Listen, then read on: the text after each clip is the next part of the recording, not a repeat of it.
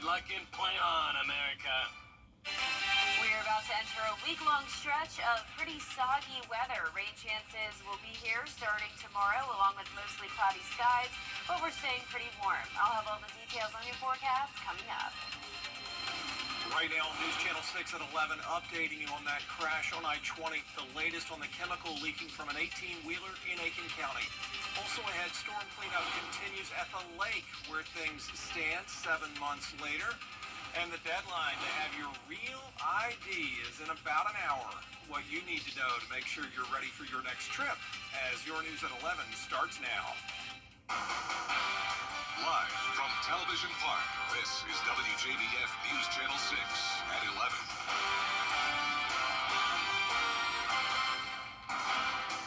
Good evening, everybody. I'm Brad Means. We do thank you for joining us. Coverage you can count on begins with a very busy night for cleanup crews and law enforcement. A tractor trailer carrying hazardous materials crashed this afternoon, and miles of traffic is still being rerouted. Isabella Moody has the story. A little after 4:30 p.m., the Aiken County Sheriff's Office responded to a tractor trailer that went over the bridge on I-20 at Highway 1. This tractor trailer had hazardous materials that it was hauling.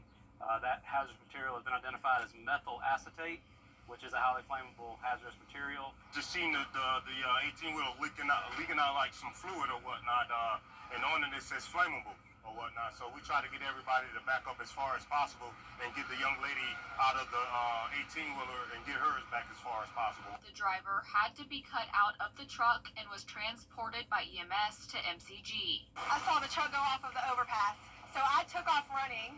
They had to cut her seatbelt off of her, and she was just saying, "Get me out of the truck, because I think she was afraid it was going to blow up." On the scene are Aiken County Sheriff's Office, South Carolina Highway Patrol, State Transport Police, Aiken County Emergency Management, Aiken County Hazmat, Center Fire Department, and Department of Transportation.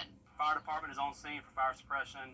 The emergency management is working with the fire department and the hazmat team to try to control the leak. There's an off-site company coming from Columbia that is bringing a group down to try to offload the hazardous material. Interstate 20 is shut down at exit 18 and 29. Highway 1 at East Frontage Road and Fulmer Road will all be closed for an extended period of time with detours in place. Road Rev was sent out for a 1-mile radius to do a shelter in place just to mitigate the traffic flow around the hazardous material, as well as a couple businesses nearby. They were evacuated. These closures are expected to last 10 to 12 hours. If that estimate holds, the roads will remain closed until at least 2 a.m. Wednesday. In Aiken County, Isabella Moody, WJBF News Channel 6.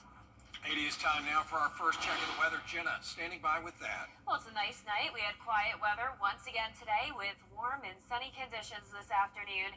You're taking a look at our Terry Lambert Hyundai Skyview cam over in Aiken. Today's almanac for Augusta Bush Field showing a chilly morning, though. We started out at 49 degrees for the second day in a row. But this afternoon, with all the sun out and about, we did climb up to a high of 84, putting us right on track with our average. Around the CSRA, our temperatures are in the low to upper 60s, 65 in Thompson, 66 in Allendale, 63 in Sylvania. Aiken, you're at 62, 66 in Sandersville, and 68 in Waynesboro. Everyone in the CSRA is at least a couple degrees warmer than last night, so no more 40s in the forecast for those lows.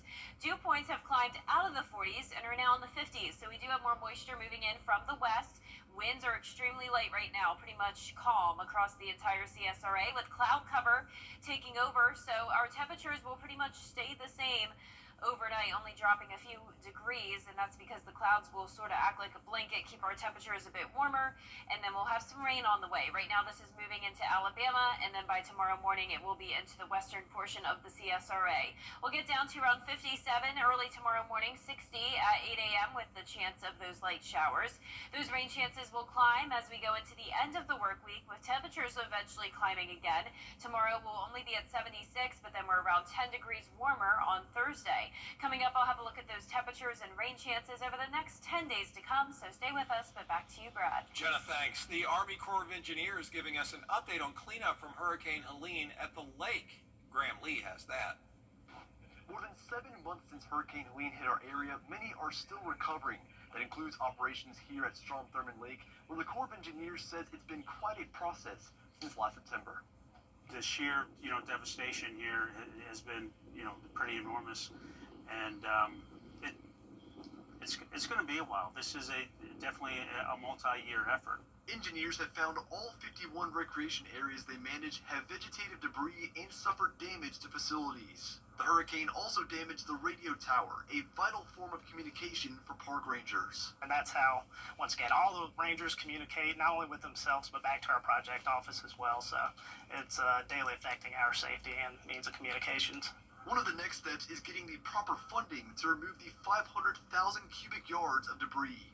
It's tens of millions of dollars to get it all removed. And so, if we get supplemental funding, it'll be quicker. If we get a emergency management debris contract, we estimate with that 500,000 cubic yards about 4 months to remove it. If we don't get supplemental money, we'll continue to use our O&M funds here locally. It'll just take a lot longer.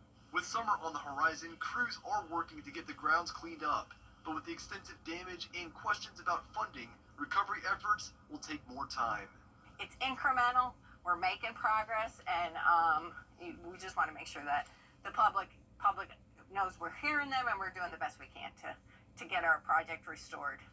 Engineers say the goal is to reopen the West Dam Lake by the end of the summer, and from there they'll focus on the Lake Springs area and continue to repair damaged facilities.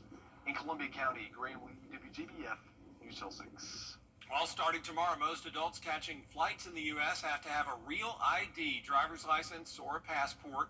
That's a little gold star on your license. It makes a big difference on where you can and cannot go. You'll have to have it to enter federal buildings, military bases, and nuclear power plants. It's been a law that's been in place for over 20 years. 81% of the travelers that travel by airline in the United States today are already compliant. So they have IDs that already they will be able to use just like they normally always have been. We will be honoring passports, other federally recognized IDs, tribal IDs will be recognized. So if you have airline reservations tomorrow and your ID is not compliant, you may have to go to a different line, but they will let you fly.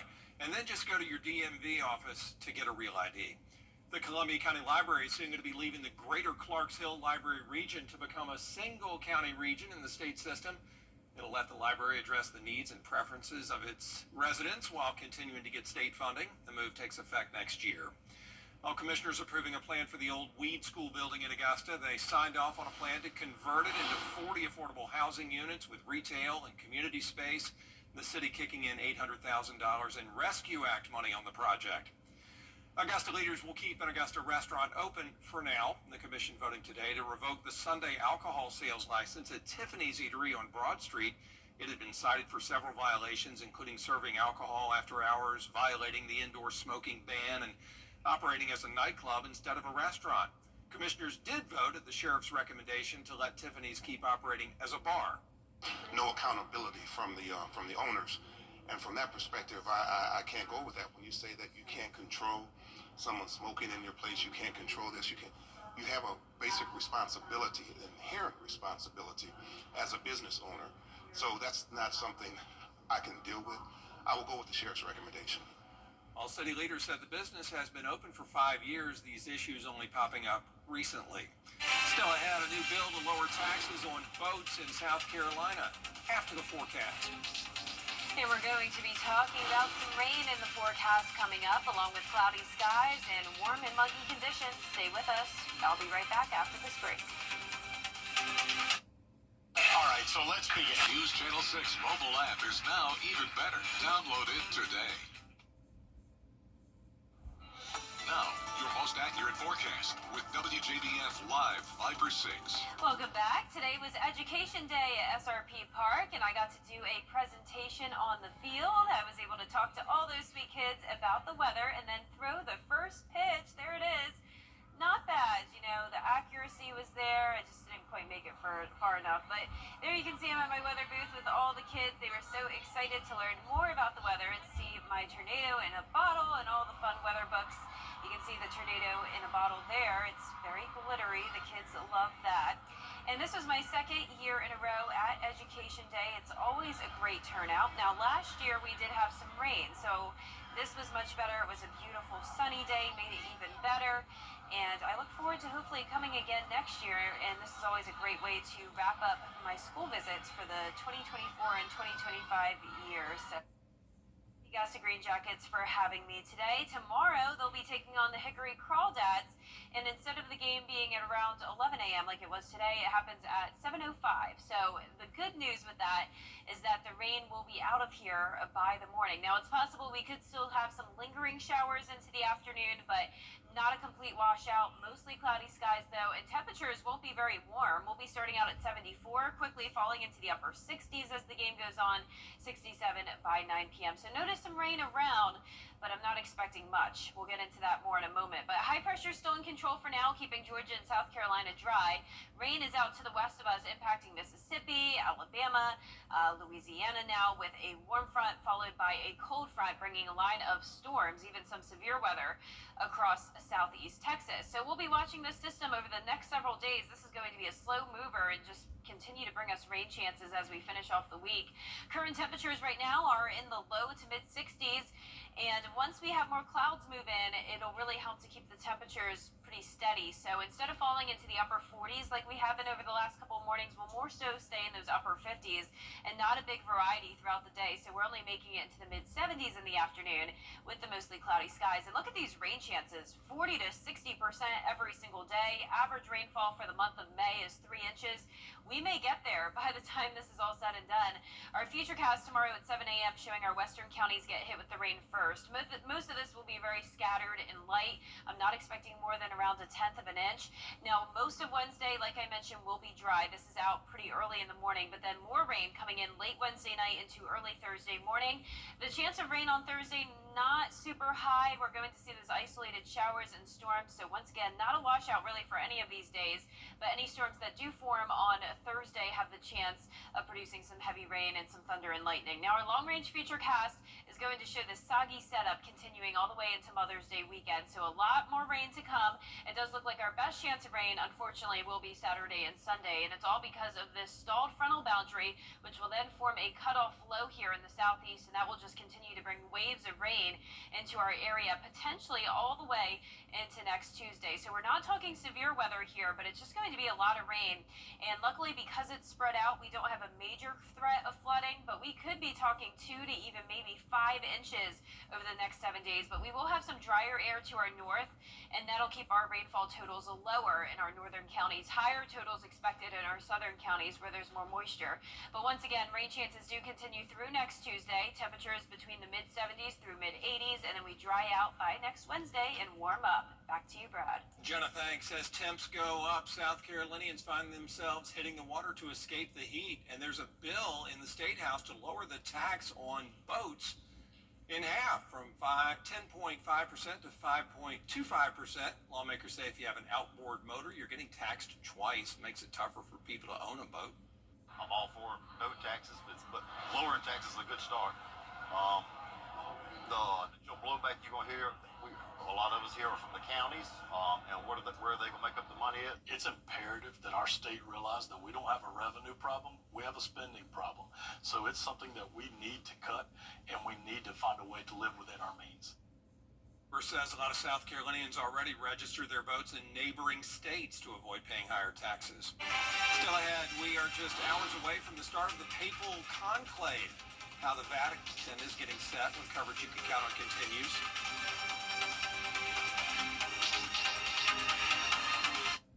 At Brookell. Danny. See you after class. Okay, so, Jennifer?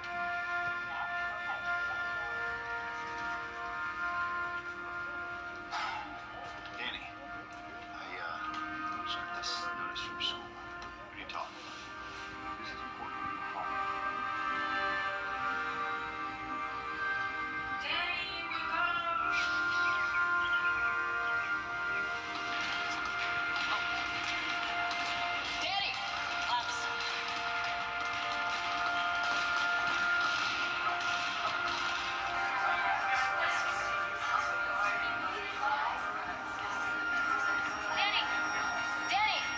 She's overdosing.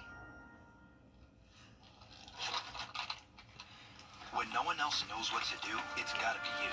Carrying naloxone, you can save a life. WJBF News Channel 6 proudly presents Salute to Service, honoring the outstanding accomplishments of servicemen and women who go above and beyond the call of duty, both on the battlefield and in our community.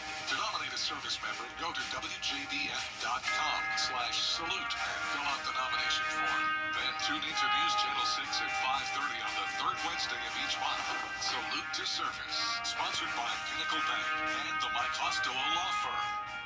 Itching for a good time? Join us for the 19th annual Fall Sock Cook-Off in Waynesboro, Georgia. May 9th and 10th, there's fun for all ages. Did I mention 6 and under get in free? You can't beat that. Enjoy free rides, famous barbecue, and live music all weekend long. Friday, May 9th, we have free wings, fireworks, and music by Straw Balls and our headliner, Will Mosley. Saturday, May 10th, sample over 30 teams barbecue and vote on your favorite. After all, it's the people's choice. Get your tickets and more online. FallSockCookoff.com.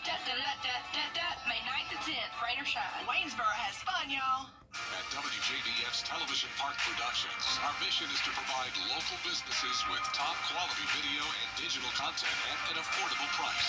With decades of experience, our award-winning creative team will guide you step by step through the creative process, resulting in a successful marketing message for your brand.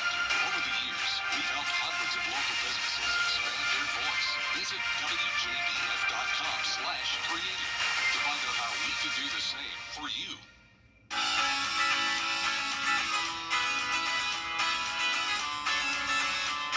Follow News Channel 6 on Instagram. Now, WJBF sports coverage you can count on. The American Junior Golf Association provides an opportunity for junior golfers to showcase and develop their skills. Now, one event that's happening right here in the CSRA is the Vaughn Taylor Golf Championship at Bartram Trail Golf Club. This year's field will be one of the toughest in any AJGA event, with 78 juniors from across the world, 51 boys and 27 girls competing. The championship is a 54-hole stroke competition. It's also open to spectators, players' families, and all volunteers free of charge. The AJGA chose this championship in particular to receive the Tournament of the Year award, making it their 9th overall. Taylor is a 3-time PGA Tour winner and an Augusta native who played at then Augusta State, a full circle moment now helping younger kids achieve their dreams. It means a lot to me. It's great to be hosting a junior golf tournament in my hometown, a tour that I used to play on as a kid, and it provides such a great opportunity for kids to achieve their goals of getting into college scholarships and play golf and hopefully pursue a professional career. Hard work, good fortune, but dedication and practice is one of the most major important things at that age. You have to put a lot of time in to perfect your craft. The tournament tees off June 17th and concludes through the 19th. The South Carolina High School League playoffs are in full swing, with multiple schools still fighting to stay alive in the state tournament. Two rivals, North Augusta and Midland Valley softball, squaring off at Riverview Park. This one, a hitting parade to begin with. The Mustangs scored 8 runs on 5 hits to make it a 9-3 lead in the top of the 4th inning. But in the 5th inning, it's Mallory Smith who crushes a home run into center field. That one was out of here in a hurry. The Yellow Jackets, they try to make a comeback, but the Mustangs just too much to overcome. They beat North Augusta 16-7 and also grabbed the victory on their coach's birthday as well. This is a rivalry. We've seen them twice in the year already, and it's always a battle until the end. They're a great team. We tried to prepare and tried to get pumped up as best we could, stay up the whole game, and they just had each other's back all night. When somebody got hit, it just kind of rolled from there, and they just kept hitting. They had their pitchers back. My pitcher threw a great game tonight, and they just made the little plays. The Mustangs travel to South Florence on Thursday. Now, right across the way, the North Augusta baseball team hosting the Aiken Hornets. North Augusta coming off a 3-0 victory over Lakewood on Monday. They hold on to beat Aiken with the 4-2 win. Now, the Yellow Jackets were 4-13 at one point in the season, but they never gave up. They got hot at the right time, and they keep the momentum going heading into Saturday. Big pitch catching in big moments, timely hitting. Had a couple of big hits early, had a big hit late to tack a run on. But we pitched the ball when we had to, and we made plays when we had to, and we got the timely hits when we had to. That was the difference tonight. They believed in what they're capable of, and we never doubted them. We always worked hard. The boys, to their credit, they came out every single day, and they knew it would turn around eventually, and it did. And we're benefiting from their hard work right now. The Yellow Jackets move on to face the winner of Gilbert or Aiken on Saturday. The first day of the SEC softball tournament underway in Athens. The 12-seeded Georgia Bulldogs squared off against the 13th seed Kentucky Wildcats. The fourth inning proved to be a game changer as the Dogs scored 5 runs in that inning, thanks to competitive at-bats from Jaden Goodwin, who went 2 for 3 with 4 RBI. Dallas Goodnight also had 2 hits and an RBI. They run rule Kentucky 8-0. They'll move on to play at 5th-seeded Arkansas on Wednesday. That's it for sports. We'll be right back. It's time for the $8.99 Great Haircut Sale at Great Clips. Your chance to get a great haircut at a limited time price. Save time when you check in on our app. But hurry, the sale ends soon. The Great Haircut Sale at Great Clips. It's gonna be great. What is it? He's Mayberry Sheriff without a gal. Hello, dog. Will Andy go a courting with Bachelorette number 1? She's a real nice lady, Pa. Number 2? Oh, that girl can do everything. Or number 3? I'm getting goosebumps just thinking about it. Play along in the game of love. Just think, one of them might be the next Mrs. Andy Tate. On the Andy Griffith Show. Weeknights starting at 8 on MeTV. WJBF 6.2. Over the years, thousands of people have gotten their hands on one. And who knows, you could be next. Win your very own Good Morning Augusta coffee mug at WJBF.com/coffee club. Sponsored by Honda Cars of Aiken. It's time for the $8.99 Great Haircut Sale at Great Clips.